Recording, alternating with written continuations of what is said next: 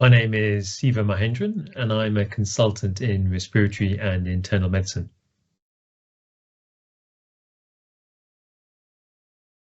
Well, conditions that affect the respiratory system are incredibly common, and they can range from things that are quite simple, like viruses and other bacterial infection, to asthma, to conditions that are really complex.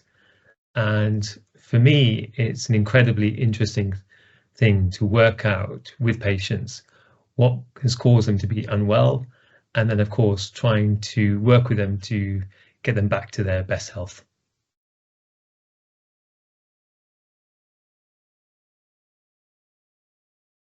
For me, I think the opportunity of working with multiple different colleagues, respiratory conditions can sometimes be limited to the lung, but often conditions such as rheumatoid arthritis or inflammatory bowel disease can also affect the lung.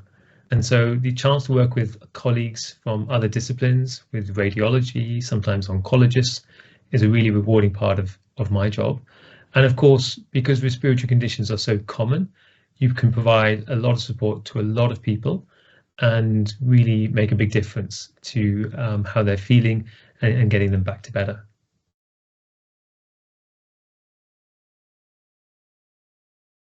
I find it really helpful to hear from patients in their own words what their symptoms are and the sequence of events.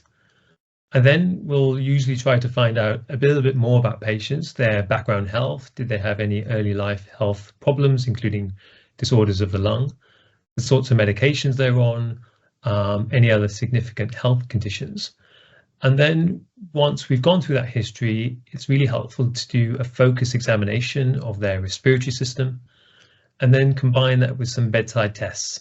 That can be their observations, an assessment of their lung function, sometimes measurements of airway inflammation, and then bringing that together, discussing with patients what it is I think could be going on and what tests would be helpful to confirm that. And then together working out the next steps, often involving some treatments and then seeing them again with the results of those tests.